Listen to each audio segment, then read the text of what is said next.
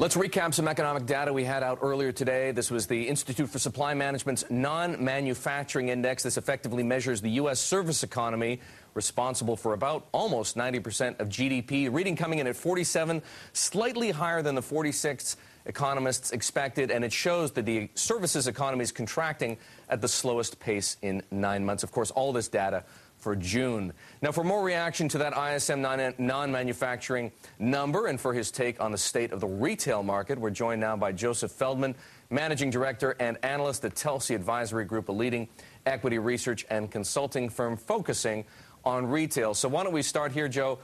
Sure. Your reaction to the ISM number, do you see anything in there that gives you more or perhaps less confidence when it comes to the retail market? Well, I think the numbers were definitely good, and it is encouraging to see that improving trend. However, I really think that last week's labor report is really going to be the driver of what's going on for retail sales. And it being a weaker number, with people still uneasy about their jobs, there's still less spending going on at the retail level. And we have same-store sales coming in later this week. What's your expectation there? Well, at TAG, we're looking for a negative 4.5% or so for total retail same-store sales. So it's still pretty weak. It's similar to last month, and maybe even a slight deceleration, actually, from last month. Is there any more differentiation taking place in the economy right now between discounters, luxury brands, and anything in between? It seems that the discounters are still the ones that are winning. We're seeing the most traffic at those stores, and certainly as you go up the economic scale, there is less spending as you go up higher the food chain. Now, I did see, though, some sense that at least you folks over at Telsey were seeing a bit of a rebound at the very, very, very high end of the market. If that's the case, explain why that might be happening. Well, it just seems like at the very high end, things are less bad. And we've seen more stability there. It took a lot longer for that part of the market to really roll over and get a little weaker with this economy. And even though it has gotten a little weaker, it still never got quite as bad as some of the other sectors. For example, the aspirational customer really fell off pretty quickly when the market fell off last fall. Let's talk about some individual names. Who is capitalizing best on the trends that you're observing? Well, without question, Walmart is probably capitalizing the best. I mean, I think they're getting the most traffic, they offer the most value to consumers, and they really do drive customer traffic with their assortment and their value. So we like them very much. I think there's others, you know, even in the discount world, the dollar stores are actually doing pretty well. And some of the companies that have a more staples-oriented bent, meaning like a PetSmart, for example, where you need to go every day for your pet food, and then that's driving some additional sales as well. How about some of the specialty retailers a little further up market and maybe some of the apparel chains? Yeah, on the apparel front, you know, we think companies like an Aeropostale, again, more discount-oriented, driving the most traffic, you know.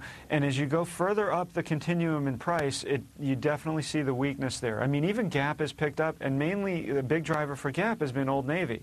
So again, on the department store side, you're seeing some pretty decent trends, or slightly improving, not decent, but improving trends at like a JCPenney or a Kohl's or a Macy's, where things seem to be getting less worse as we move forward. I want to draw our viewers' attention to some notes from your colleague Dana Telsey. Went to Japan recently, saw that the economy there is quite stagnant, and that obviously has some implications for luxury retailers such as Burberry.